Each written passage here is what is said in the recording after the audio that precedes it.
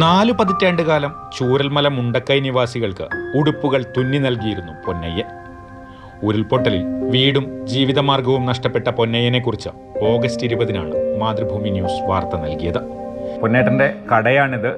കടയ്ക്കകത്ത് മുഴുവൻ ചെളിയായിരുന്നു. കഴിഞ്ഞ ദിവസമാണ് വൃത്തിയാക്കിയത്. പക്ഷേ തയ്യൽ മെഷീനടക്കം എല്ലാം നശിച്ചു.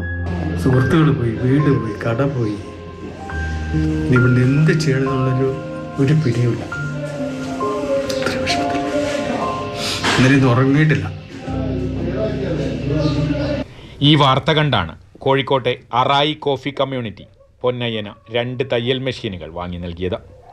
മെഷീനുകൾ കഴിഞ്ഞ ദിവസം കൽപ്പറ്റയിലെ വാടക വീട്ടിൽ എത്തിച്ചു.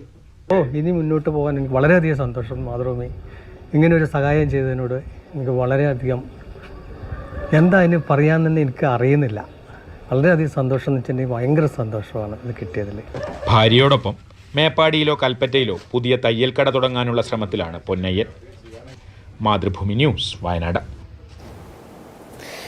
കമലുണ്ട്. നമുക്ക് കമലേട്ടെ, എനിക്ക് തോന്നുന്നു ഏറ്റവും ഉചിതമായ സഹായങ്ങൾ ഈ രീതിയിലായിരിക്കണം. കാരണം ഒരു പണം നൽകി സഹായിക്കുന്നതിലേക്കുപരി അവർക്കൊരു തൊഴിൽ മാർഗം, അല്ലെങ്കിൽ അവർ ചെയ്തുകൊണ്ടിരുന്ന ആ തൊഴിൽ തന്നെ തുടരാനുള്ളൊരു അവസരം ഒരുക്കി കൊടുക്കുന്നത് തന്നെയാണ് ഏറ്റവും നല്ല കാര്യം. അവർക്കും ഒരു സ്വയം പര്യാപ്തതയും ഒരു ആത്മാഭിമാനവും ഒക്കെ തോന്നണമല്ലോ. തീർച്ചയായും വലിയ സന്തോഷമാണ്.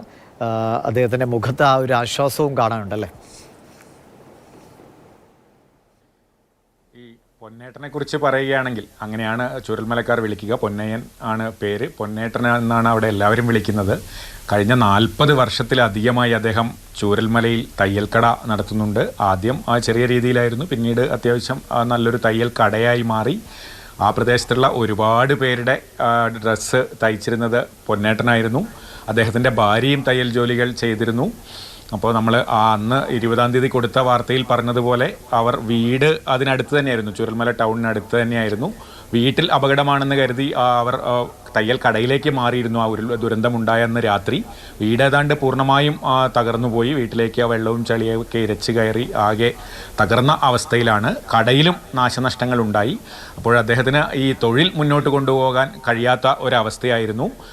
ഭാര്യയുടെ തയ്യൽ മെഷീനും അദ്ദേഹത്തിൻ്റെ കടയിലെ മെഷീനുകളുമൊക്കെ നശിച്ചു. അങ്ങനെ നമ്മൾ ആ വാർത്ത കൊടുത്തത് കണ്ടിട്ടാണ് കോഴിക്കോട്ടെ അരയി കോഫി കമ്മ്യൂണിറ്റി ഇത്തരത്തിൽ മെഷീനുകൾ വാങ്ങി നൽകാൻ തയ്യാറായത്. അത് പൊന്നേട്ടൻ ഉപയോഗിച്ചിരുന്ന പവർ തയ്യൽ മെഷീനുകളാണ്, കൂടുതൽ പ്രൊഫഷണലായി ഉപയോഗിക്കുന്ന മെഷീനുകളാണ്. അത്തരത്തിലുള്ള പുതിയ 2 മെഷീനുകൾ തന്നെയാണ് വാങ്ങി നൽകിയത്. അദ്ദേഹം ഇപ്പോൾ താമസിക്കുന്നത് കൽപ്പറ്റയിലാണ്. സർക്കാരിൻ്റെ വാടക വീട് സർക്കാർ കണ്ടെത്തിയാൽ സർക്കാർ വാടക നൽകുമെന്ന് അറിയിച്ചിരുന്നു. അത്തരത്തിൽ ചുഴലിയിലെ ഒരു വീട്ടിലാണ് അദ്ദേഹവും കുടുംബവും താമസിക്കുന്നത്. പക്ഷേ അദ്ദേഹത്തിന് ഇപ്പോഴും കട തുടങ്ങാൻ ഒരു മുറി കിട്ടിയിട്ടില്ല. പലയിടത്തും വലിയ അഡ്വാൻസ് ചോദിക്കുന്നു എന്നൊക്കെ അദ്ദേഹം പറയുന്നുണ്ട്. ഏതാണ്ട് റെഡിയായി എന്നൊക്കെ പറയുന്നു. ആദ്യഘട്ടത്തിലൊക്കെ പലരും അഡ്വാൻസിലൊക്കെ വിട്ടുവീഴ്ച ചെയ്യുന്നുണ്ടായിരുന്നു. പക്ഷേ ഇപ്പോൾ അതൊക്കെ കൂട്ടി ചോദിക്കുകയാണെന്നാണ് പൊന്നേട്ടൻ പറയുന്നത്. എന്തായാലും ഉടൻ തന്നെ കട തുടങ്ങും. അപ്പോൾ ഞാൻ ചോദിച്ചു, ഈ പുതിയൊരു സ്ഥലത്ത് ജോലി തുടങ്ങിയാൽ ആളെ കിട്ടാനൊക്കെ ബുദ്ധിമുട്ടുണ്ടാകില്ല? അതിലൊന്നും അദ്ദേഹത്തിന് യാതൊരു പ്രശ്നമില്ല. ഞാൻ തുടങ്ങിയാൽ അത് വിജയിച്ചിരിക്കും, എവിടെയാണെങ്കിലും ഞാൻ വർക്ക് പിടിക്കും എന്നൊക്കെ അദ്ദേഹം ആത്മവിശ്വാസത്തോടെ പറയുന്നുണ്ട്. അതൊക്കെ കേൾക്കുമ്പോൾ നമുക്കൊരു സന്തോഷം. എന്തായാലും ആളുകളുടെ അതിജീവനത്തിൻ്റെ പാതയിൽ ഇത്തരത്തിൽ ജീവനോപാധികൾ, അത് അവർക്ക് മുന്നോട്ട് ജീവിക്കാനുള്ള ഒരു വഴി, ഒരു തൊഴിൽ, അത്തരം സഹായങ്ങൾ കൊടുക്കുമ്പോഴാണ് നമുക്ക് ഏറെ സന്തോഷമുണ്ടാകുന്നത്.